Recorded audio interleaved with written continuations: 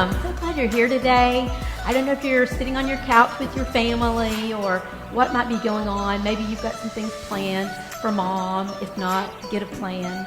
But we're really glad you're here and excited to share. So I have friends with me today as we talk about the treasure field. You know, your family really is a treasure. In fact, Psalms tells us that children are a blessing from the Lord. They are a reward to us. And so God designed husband and wife to come together and provide a secure place for children. So we're just going to be talking about some of those things today, and we're excited to have you with us. So I'm going to have our panel introduce themselves. Ladies, thank you for joining me. And they're going to tell you a little bit about themselves, introduce who they are and their children and ages that they raise. Hi, everyone. I'm Miriam. I am married to Sergio, and we have an 8-year-old. His name is Angel. Hi, I'm Haley, and I am married to Matthew, and we have one daughter, and she is 21 months old, and her name is Audra. Hi, my name is Marvi Valley. I'm married with Bruno Valley, and we have twins. Their names are Annie Marie and Maximilian. Thank you, ladies. So we're just going to jump right into the content today. This is going to be fun, and we just know that our watching audience is going to get some great information and maybe a little humor along the way. So I want to start with you, Mavi, and I want to just ask you, what was the most important thing in your home when you were little? So we're talking about how the home is such a valuable place. What would you say you treasure the most about your years as a little girl? What I remember as a little girl that my mom always made sure that she was present into our lives, and she was putting the values of treasure, that is the kingdom of God, needs to be first. And we never had the option to not go to church or do not pray. And I think this was the most important thing that she gave to us. And my dad was not a Christian till I was 10 years old. And my mom always, since I was little, she was pushing us to the kingdom of God. Oh, thank you. Well, Haley, what about you? So I have a question. From your childhood, are there some things that you just really value, you prize highly, and that you even use and have maybe brought some of those traditions into your home as a mother? Yes. Actually, growing up, we did like Awanas, always were active in the church. And I met my actually lifelong friend through like Awanas in church when we were 3. And so I'm wanting to have Audra, be active in the church and build friendships that she can have throughout her life. And I think that'll help build a good foundation and have her treasure that, because I treasure that throughout my entire life. So. Oh, yeah. Awesome. Mm-hmm. What great memories. Well, Miriam, I just have a question for you.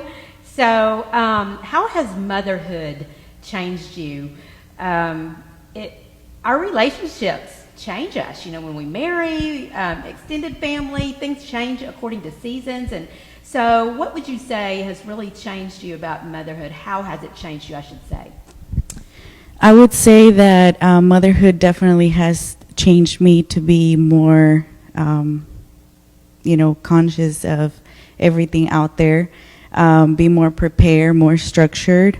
Definitely, showing my kids morals and, just always be present. When I was little, sometimes there was times when my father wasn't there, so I had to make sure that whenever I became a mom, I, gave him that as well. Yes, excellent. So for you then, let's go to you then, Mavi.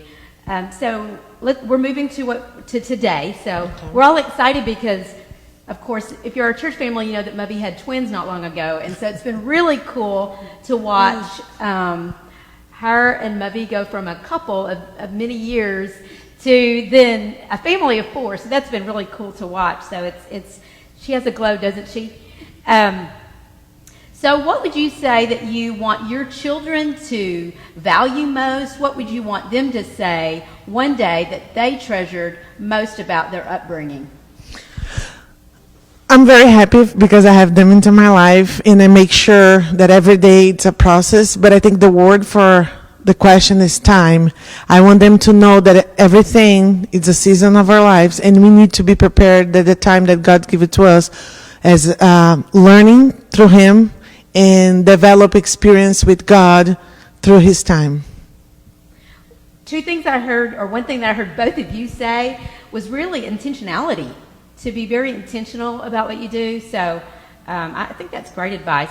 So then for you, Haley, what would you say if you're giving advice to someone that's raising young children, you have a little one. So what's the best advice you could give about 2 years into this whole journey for you for those raising little ones? I would say best advice I could give would be your kids are looking at you always. So you want to make sure that you're setting a good example for them. They are like sponges. They absorb everything. And also they are also learning how to work through their feelings. And so you have to be the example of how to cope and work through how to deal with their feelings. So they're looking to you, how do I get through? I'm angry. So how do I deal with this anger that I have? And giving them good tools to deal with that, for in the future, to how to, because they're toddlers, they get frustrated very easily. And it's funny, because you see these personalities that they come into and it's cute. And then like all of a sudden they'll just go into like a terror mode and you're like, whoa, what happened? And so you have to remain calm because the way that you react is also how they may react in a certain situation. So you have to make sure that the way that you react is something that is, I don't know, can we restart that question? Right. Yeah, you're perfect. And you know what? When you're talking, I'm thinking one of the major things about motherhood is it causes us to develop. That's what, when you're thinking about an audience really of one, when you're thinking, okay, it's not really about what is happening with Audra, but it's what's happening with me. And so motherhood can oftentimes, I would say parenthood in general, can reveal a lot about ourselves, and it helps us to recognize that and realize that we can't tell them to be patient. There has to be a modeling. So there's so much development that happens in us as mothers. So you're on the right track, that's for sure. So then let me ask you, Miriam, what would you say at this point has been the greatest challenge for you in motherhood? I would say the greatest challenge is to not lose myself in the process. We do go through a lot of change, and not just physically but emotionally. So definitely not lose yourself. Like you do think about those little tiny humans, but you also have to remember that you're not just the nanny or the the maid or the teacher nowadays, but but you do have to make sure that you have that time to yourself, and not just to yourself but with you and God. Sometimes whenever I personally feel that I didn't react the right way, like you were saying, in front of my son, I feel like I need to have that time to myself to kind of, help me realize what did I do wrong and what can I do different. Mm-hmm. So you still have to go, do your workouts and, have those dates with your husband and not just become just about them, even though we want to, and especially when you first have them, you want to go out on a date and you already want to come back because you can't be away for so long. But I feel like that's important as well. So having time to yourself, yeah. Would you girls weigh in as well? What do you say to that, Haley? What's been the biggest challenge so far raising Audra? Finding time for myself. Being a stay-at-home mom, you definitely get into the groove of feeling like the maid, feeling like the person that, is constantly worrying about her needs and putting yourself on the back burner a little bit. And, sorry. No, you're fine. That's awesome. I appreciate you being open, because the truth is, there are some demands in parenting, and John and I were talking just before this whole gathering about the value of family and the support system that it takes to raise children. And if we don't have a support system, if we don't make sure that there's that foundation under us, if it's date night, if it's making sure that that grandparents are there for that support that you need. Again, if there's not that intentionality, we can lose ourselves, and then we're not who we need to be. So I think everybody would agree, if you've been a parent for very long at all, you really do have to be intentional about that. So, Mavi, so far, what's the biggest challenge? My biggest challenge was the beginning of their lives when they were born, that I thought I knew everything, because we attend so many classes and we read so many books. I'm like, I'm ready. And when they show up, I realized, I'm like, oh, I need to learn.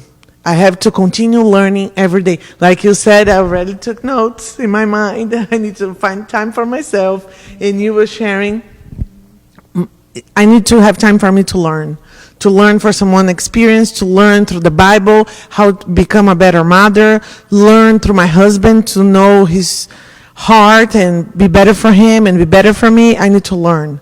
And for me to learn, I need to have time, and I have to work through that.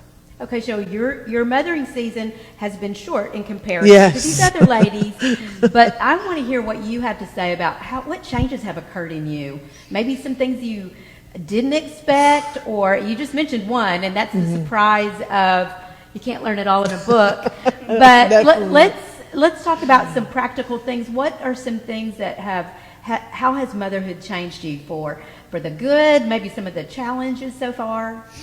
I think it was first for the good, because when you found out that you're pregnant, you get excited, then you see yourself putting yourself in the second place, because in my house is God first and Bruno, and I was in the third place. But when I found out that I was pregnant, I was in the fourth place, because everything that I was doing, even for beauty that I love, like makeup or hair products, I realized I was not able to do the things that I was doing, kind of nails that I liked. And I was like, okay, it's something that I have to learn, that I need to put them first for their safety.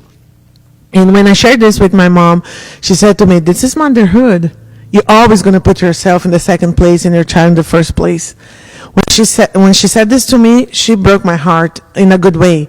I'm like, oh, she's so nice, she's so lovely. And I learned that I have to put my kids first. And it's not a bad thing, but when you deal with things that you need to achieve and conquer every day, I was telling myself, don't punish yourself. Just like you shared with me a couple of times, don't expect you to do everything 100%, but if it be 75%, it's okay. You're going to survive. It's okay. If you're going to do laundry today, you can do tomorrow. It's a process. We need to learn. Yes. If you were a perfectionist before you had children, that's pretty much gone out the window, right? Yes. I so value the things that you've said today, and I want you to just think about any closing comments that you guys want to end with. And the final question that I have for Haley is, what are you most pleased with in your motherhood journey so far? What are you most proud of? Audra is extremely independent from the very beginning, actually. When she was first born and she was placed on me, like skin to skin, she lifted her head. Like immediately lifted her head. And everyone was like, she just lifted her head. And I'm like, oh my goodness, yeah, she did. And she's just she is very strong-willed, and she is, and I try to let her be that strong-willed girl and independent, and even when it scares me, I let her try things, and but also try to guide her in the right way. But, I'm very proud of her and her being that independent little woman that she is. Yeah, awesome. Well, ladies, I want you to just give any closing comments that you might have about motherhood. And I just want to thank you that all three of you ladies, you've chosen to raise your children in church. You're making family and God a priority. And so it's huge. It's an investment in the future of the community, raising children, having godly families. There's just no greater treasure and no greater investment of our time and energies into our world than the time that we spend. And so you guys are doing a great job. And so thank you for sharing. Do you have any closing comments today? Things that came to mind as we were talking? Maybe you wanted to chime in on what someone else said. Mothers, please don't give up on your kids. Push them to go to church. I remember one fun thing is every time we were in vacation time, my mom, every Saturday, she said, guess what? I just found a church close by. We're going to go tomorrow. And I was like, yes. But now I realize how important it was. She was not pushing, but she was making a relational purpose in her life. So even if we're traveling, God comes first. Every time. And I was like, yeah, but please, mothers, keep pushing our kids to attend church. Thank you for that, ladies. Well, thank you so much. And thank you for joining us today. Enjoy your day with your mother. Happy Mother's Day to all you moms, grandmas, and just thank you so much for joining us.